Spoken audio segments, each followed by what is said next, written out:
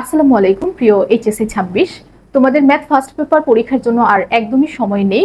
So শেষ সময় আসলে তোমরা অনেকেই মেসেজ দিচ্ছ যে এই কম সময়ের মধ্যে কিভাবে পুরো সিলেবাসটা রিভাইজ করবে সেটা তুমি বুঝতে পারছো না। সো তোমাদের জন্য আমি আজকের ভিডিওতে এরকম 5টা চ্যাপ্টার নিয়ে কথা বলবো, যে 5টা চ্যাপ্টার ভালোভাবে কমপ্লিট করতে পারলেই তুমি ইনশাল্লাহ 100% সিকিউ কমন পাবে।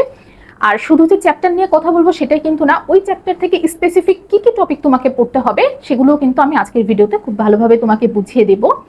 সো সবাইকে রিকোয়েস্ট করবো পুরো ভিডিওটা একদম শুরু থেকে শেষ পর্যন্ত দেখার, তাহলে তুমি খুব ভালো একটা আইডিয়া পেয়ে যাবা।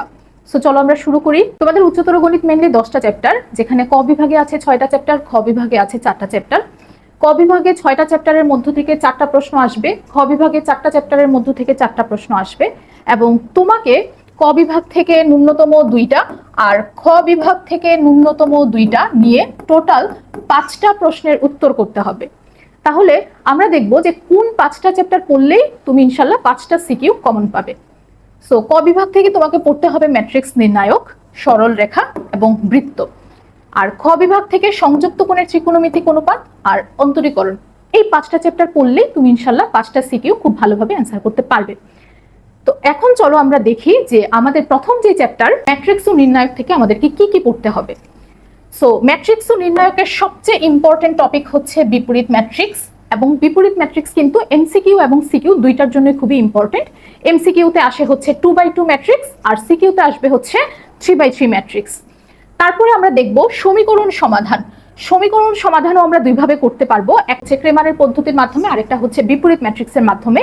তোমাকে প্রশ্নে বলে দেওয়া থাকবে যে উপরোক্ত সমীকরণগুলো ক্রেমারের পদ্ধতির মাধ্যমে সমাধান করো। বাট এবার যেহেতু প্রশ্নের ধরন একটু ব্যতিক্রমী হচ্ছে বিগত বছরগুলোর তুলনায়, তো তোমরা পাশাপাশি একটু বিপরীত ম্যাট্রিক্সের সাহায্যে কিভাবে সমীকরণ সমাধান করতে হয় সেটাও জেনে রাখবে, এবং সেটা খুবই সহজ। ax = b ধরে আমরা x = a ইনভার্স b এর মাধ্যমে সেটা বের করে ফেলতে পারবো।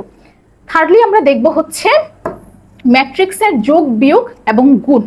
তার মধ্যে গুণটা হচ্ছে আমাদের সবচেয়ে বেশি ইম্পর্টেন্ট। তারপরে লাস্ট যে টপিক ম্যাট্রিক্স থেকে তোমাকে পড়তে হবে সেটা হচ্ছে নির্ণায়কের ধর্মাবলী ব্যবহার করে প্রমাণ। সো মোটামুটি এই 4টা টপিক তুমি যদি খুব ভালোভাবে কমপ্লিট করে যেতে পারো পরীক্ষার হলে, ইনশাল্লাহ ম্যাট্রিক্স থেকে যেই সিকিউ আসবে তুমি ইনশাল্লাহ অ্যান্সার করে আসতে পারবে। আমাদের নেক্সট চ্যাপ্টার সরল রেখা। সরল রেখা থেকে তোমাকে কি কি পড়তে হবে চলো আমরা দেখে ফেলি। সরল রেখা থেকে তো সবচেয়ে ইম্পর্টেন্ট হচ্ছে বিভিন্ন ধরনের সরল রেখার সমীকরণ বের করা। তাহলে কি কি সমীকরণ আসতে পারে সেটা আমরা ফার্স্টে দেখে ফেলি। সরল রেখার সমীকরণ, বিভিন্ন ধরনের সরলরেখার সমীকরণ আছে, যেমন দুই বিন্দুগামী সরলরেখার সমীকরণ, একটা বিন্দু একটা ঢাল দেওয়া থাকবে সেক্ষেত্রে সরলরেখার সমীকরণ বের করা, ইন্টারসেপ্ট দেওয়া থাকলে x/a + y/b = 1। এই সরলরেখার সমীকরণগুলো তোমরা একটু ভালোভাবে দেখবা। তারপরে আসি সমান্তরাল রেখার সমীকরণ আর লম্বের সমীকরণ। এই দুইটা খুবই খুবই ইম্পর্টেন্ট, এবং শুধু যে সিকিউর জন্য তাই কিন্তু না, এমসিকিউতেও কিন্তু এখান থেকে প্রশ্ন আসে। সমান্তরাল রেখার সমীকরণ আর লম্বের সমীকরণ এটা তোমাকে হচ্ছে নরমালি আসতে পারে, যেমন একটা সরলরেখার সমীকরণ বের করো যা এবি সরলরেখার সমান্তরাল এবং 1 1 বিন্দু দিয়ে যায়, এভাবে সিম্পলি আসতে পারে। আরেকটা আসতে পারে হচ্ছে যে এমন একটা সরলরেখার সমীকরণ বের করো যা 1 1 বিন্দু থেকে 2 একক দূরবর্তী এবং এবি সরলরেখার সমান্তরাল। তাহলে এই যে 2 একক দূরবর্তী এটা কিন্তু এক্সট্রা করে অ্যাড করা হয়েছে। সো এটাও তোমরা দেখবা দুইটার জন্য, সমান্তরাল আর লম্বের জন্য। তারপরে আমরা দেখি হচ্ছে লম্বের পাদবিন্দু বের করা, এটা থেকেও কিন্তু প্রশ্ন আসতে পারে। লম্বের পাদবিন্দু বের করাও কিন্তু খুবই সহজ। তোমাকে যে সরলরেখাটা দেওয়া থাকবে আর তার উপরে লম্ব যে সরলরেখাটা বের করব আমরা, সেই দুইটার ছেদবিন্দু বের করলেই কিন্তু লম্বের পাদবিন্দু আমি পেয়ে যাচ্ছি। তারপরে লম্বের সমীকরণ যদি তুমি বের করতে পারো তাহলে লম্ব সমদ্বিখণ্ডকের সমীকরণও কিন্তু তুমি খুব ইজিলি বের করতে পারবে। জাস্ট লম্ব সমদ্বিখণ্ডক বললে সেটা মধ্যবিন্দু দিয়ে যাবে। পরবর্তীতে আমরা দেখি অন্তর্ভুক্ত কোণের সমদ্বিখণ্ডকের সমীকরণ। এটা খুবই খুবই খুবই ইম্পর্টেন্ট, এবং এখানে তোমরা কিন্তু একটু ঝামেলা করবা, সেটা হচ্ছে সাইন নিয়ে। সাইনগুলা কিন্তু একটু ভালোভাবে দেখে যাবা যে কখন পজিটিভ হবে কখন নেগেটিভ হবে, এই জিনিসগুলো খুব ভালোভাবে ক্লিয়ার করে যাবা। তারপরে আমরা দেখব হচ্ছে অন্তর্ভুক্ত কোণ রিলেটেড আসতে পারে, দুইটা সরলরেখার অন্তর্ভুক্ত কোণ নির্ণয়। সেটা হচ্ছে tan θ = m1 - m2 / 1 + m1 × m2, ওই ফর্মুলা দিয়ে যে করতে হয় সেটা।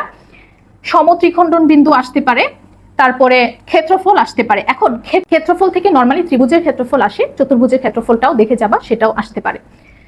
তারপরে ভর কেন্দ্র, অন্তকেন্দ্র আর হচ্ছে লম্ব কেন্দ্র। ভর কেন্দ্র আর অন্তকেন্দ্র এই দুইটা নরমালি আসে, এবং লম্ব কেন্দ্রটাও প্রিভিয়াসলি বোর্ডে আসছে। সো লম্ব কেন্দ্রটাও কিন্তু এবারে পরীক্ষার জন্য ইম্পর্টেন্ট। আচ্ছা, পরবর্তীতে আমরা দেখব হচ্ছে বৃত্ত, এবং বৃত্তের ক্ষেত্রেও কিন্তু সরল রেখার মতোই সমীকরণ সংক্রান্ত যে জিনিসগুলো আছে সেগুলাই সবচেয়ে ইম্পর্টেন্ট। তো বৃত্তের ক্ষেত্রে সমীকরণ সংক্রান্ত কি কি আসতে পারে চলো আমরা দেখে ফেলি। সবচেয়ে ইম্পর্টেন্ট যেটা, সেটা হচ্ছে জ্যাকে ব্যাস ধরে অঙ্কিত বৃত্তের সমীকরণ। তাহলে প্রথম তোমাকে যেটা খুব ভালোভাবে শিখতে হবে সেটা হচ্ছে জ্যাকে ব্যাস ধরে অঙ্কিত বৃত্তের সমীকরণ কিভাবে বের করতে হয়। তারপরে এক কেন্দ্রিক বৃত্তের সমীকরণ, এটাও ইম্পর্টেন্ট। তিন বিন্দুগামী বৃত্তের সমীকরণ কিভাবে বের করতে হয় এটাও একটু শিখে নিবা। তারপরে সরল রেখা ও বৃত্তের ছেদবিন্দু দিয়ে অঙ্কিত বৃত্তের সমীকরণ।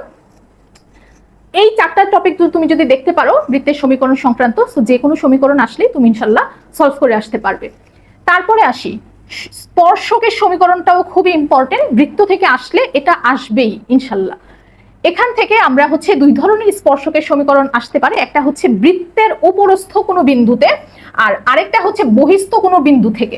বৃত্তের অপরস্থ কোনো বিন্দুতে স্পর্শকের সমীকরণ বের করতে বলা হতে পারে, বা বৃত্তের বহিস্থ কোনো বিন্দু থেকে বৃত্তের উপরে স্পর্শকের সমীকরণ সেটাও বের করতে বলা হতে পারে।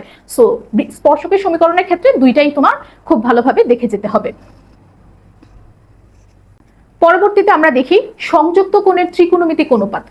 এই চ্যাপ্টারটা থেকে আসলে খুব ভালোভাবে সাজেশন দেওয়া সম্ভব না, কারণ থেকে মোস্ট অফ দ্য টাইম হচ্ছে প্রমাণগুলো আসে। সো প্রমাণগুলা জন্য তোমরা যেটা করতে পারো, শেষের দিকে ত্রিকোণমিতির যে চ্যাপ্টারগুলো আছে সেগুলো একটু ভালোভাবে করে যাবা, সেখান থেকে ইনশাল্লাহ চলে আসবে। আর এই চ্যাপ্টার থেকে আরো আসতে পারে, সেটা হচ্ছে ত্রিভুজ রিলেটেড কোনো সমস্যা, লাইক হচ্ছে তোমার সাইন সূত্র আর কোসাইন সূত্র, সেই দুইটাতেই আসতে পারে। তারপরে দুই বাহু আর অন্তর্ভুক্ত কোণের সাহায্যে ক্ষেত্রফল নির্ণয় আসতে পারে, half A B sign C, যে ফর্মুলাটা আমরা জানি সেটা ইউজ করে। তারপরে তোমাকে বলা হতে পারে যে ত্রিভুজটা কি সমবাহু নাকি সমদ্বিবাহু সেটা যাচাই করা। আর একদম লাস্টে আমরা যেটা দেখবো যে ক্ষেত্রফল যদি দেওয়া থাকে ত্রিভুজে, সেখান থেকে তোমাকে একটা অন্তর্ভুক্ত কোণের মান বের করতে বলা হতে পারে। সো তোমাদের জন্য সংযুক্ত কোণের ত্রিকোণমিতিক অনুপাতের জন্য সাজেশন থাকবে ত্রিকোণমিতির একদম লাস্টের দিকে যে চ্যাপ্টারগুলো আছে সেগুলো খুব ভালোভাবে করে যাবা। অনেকগুলো চ্যাপ্টার তো 7.7 পর্যন্ত, সেটা তো করা সম্ভব না। লাস্টের দিকে 7.6, 7.7 যে চ্যাপ্টারগুলো আছে এগুলো একটু ভালোভাবে দেখে যাবা। আর সংযুক্ত কোণের ত্রিকোণমিতিক অনুপাত হচ্ছে চ্যাপ্টার 7, ত্রিকোণমিতিক অনুপাত হচ্ছে চ্যাপ্টার 6। অনেক সময় দেখা যায় যে এই দুইটা মার্চ করে আসে। ত্রিকোণমিতিক অনুপাত থেকে তোমার জাস্ট একটা টপিক বললেই হবে, সেটা হচ্ছে বিভিন্ন ধরনের ফাংশনের লেখচিত্র বের করা। যেহেতু মার্চ করে আসে, সো তুমি যদি ত্রিকোণমিতিক অনুপাতের লেখচিত্র টপিকটা পড়ে যাও, সেক্ষেত্রে কিন্তু তুমি একদম সেফ থাকবা। যদি মার্চ করেও আসে তুমি খুব ভালোভাবে অ্যান্সার করে আসতে পারবা। এরপরে আমরা যে চ্যাপ্টার দেখবো সেটা হচ্ছে অন্তরীকরণ। অন্তরীকরণ থেকে আমাদেরকে কি কি পড়তে হবে? অন্তরীকরণ থেকে আমাদেরকে মেইনলি পড়তে হবে হচ্ছে, ফার্স্টেই আসি হচ্ছে মূল নিয়মে অন্তরজ নির্ণয়। এখানে বিভিন্ন ত্রিকোণমিতিক যে ফাংশনগুলো আছে, sine x, cos x, cosec x, sec x, tan x, cot x, এগুলো দেখবা। সাথে ই রিলেটেড যেগুলো আছে সেগুলো একটু দেখে যাবা। তারপরে আসে হচ্ছে পর্যায়ক্রমিক অন্তরীকরণ। পর্যায়ক্রমিক অন্তরীকরণ খুবই ইম্পর্টেন্ট। আর থার্ডলি হচ্ছে অব্যক্ত ফাংশন বা ইমপ্লিসিট ফাংশন, যেখানে হচ্ছে তোমার f of x y equal 0 এই আকারে থাকে। মেনলি এটা f of x y equal 0 এই আকারে থাকে, এক্স ওয়াই এখানে আলাদা করা থাকে না। এই ইমপ্লিসিট ফাংশনের অন্তরজ নির্ণয়টাও আসতে পারে পরীক্ষায়। পরবর্তীতে আমরা যেটা দেখবো সেটা হচ্ছে স্পর্শক আর অভিলম্বের সমীকরণ বের করা। এটা অন্তরীকরণের one of the most important topic. স্পর্শক আর অভিলম্বের সমীকরণ বের করার পাশাপাশি আমরা আরেকটা জিনিস দেখবো, যেটা হচ্ছে মাঝে মধ্যে আসে। ধরো তোমাকে হচ্ছে একটা বক্ররেখা দেওয়া থাকবে, বলবে যে এই বক্ররেখার কোন কোন বিন্দুতে স্পর্শক হচ্ছে এক্স অক্ষের সমান্তরাল। খুবই সহজ, জাস্ট ডিওয়াই ডিএক্স ইকুয়াল 0 ধরেই আমরা এখানে সলভ করে ফেলতে পারবো বিন্দুগুলা। সো এটাও তোমরা একটু দেখবা। তারপরে এই চ্যাপ্টারের সবচেয়ে ইম্পর্টেন্ট টপিক, সেটা হচ্ছে লঘুমান আর গুরুমান নির্ণয়। লঘুমান আর গুরুমান থেকে একটা প্রশ্ন মাস্ট থাকবেই। সো এই তোমরা যদি অন্তরীকরণ থেকে এই 5টা টপিক দেখে যেতে পারো, তাহলে ইনশাআল্লাহ অন্তরীকরণ থেকে যেটা আসবে সলভ করে আসতে পারবা। এই গেল হচ্ছে আমাদের 5টা চ্যাপ্টার। এই 5টা চ্যাপ্টার থেকে তুমি কি কি টপিক পড়তে হবে সেটাও আমি খুব ভালোভাবে বুঝিয়ে দিয়েছি। লাস্টলি তোমাদের জন্য একটা কথা, যে ত্রিকোণমিতি থেকে যে প্রশ্নটা আসবে অনেক সময় যদি একটু ট্রিকি হয়, তাহলে ত্রিকোণমিতির পার্টটা মিলানো একটু টাফ। জন্য তোমাদের হাতে যদি সময় থাকে তাহলে আমি বলবো যে অন্তত যোগজীকরণের ক্ষেত্রফল পার্টটা, যোগজীকরণ থেকে শুধুমাত্র ক্ষেত্রফল পার্টটা তোমরা একটু ভালোভাবে দেখে যাবা। তাহলে যোগজীকরণ থেকে আমরা জাস্ট ক্ষেত্রফল পার্টটা একটু দেখে যাব। এবং এটা কিন্তু তোমার যে এবং এমসিকিউ বোথের জন্যই লাগবে। সিকিউ তো এখান থেকে প্রশ্ন আসে, এমসিকিউ তো আসে। সো যদি হাতে সময় থাকে তাহলে যোগজীকরণের শুধুমাত্র ক্ষেত্রফল পার্টটা তোমরা একটু ভালোভাবে করে যাবা। আচ্ছা, সো আজকের ভিডিওতে আমরা যে 5টা চ্যাপ্টার মেইনলি বললাম যে এগুলো পড়তেই হবে, সেগুলোর সাথে তুমি যদি যেই টপিকগুলো নিয়ে আলোচনা করলাম সেই টপিকগুলোও পড়ে যেতে পারো খুব ভালোভাবে, তাহলে ইনশাল্লাহ এখান থেকে 5টা সিকুই তোমার কমন পড়বে। নেক্সট তোমরা কোন টপিকের উপর ভিডিও চাচ্ছ বা তোমাদের কোনো চ্যাপ্টারের সমস্যা থাকলে সেটা জানাতে পারো, আমরা ইনশাল্লাহ সেই চ্যাপ্টার বা সেই টপিকের উপর ভিডিও দেওয়ার চেষ্টা করব। তোমাদের সবার জন্য অনেক অনেক শুভকামনা, একদম স্ট্রেস ফ্রি পরীক্ষা দিবা, ইনশাল্লাহ পরীক্ষা অনেক ভালো হবে। সবার জন্য শুভকামনা আবারও, সবাই ভালো থেকো, আল্লাহ হাফিজ।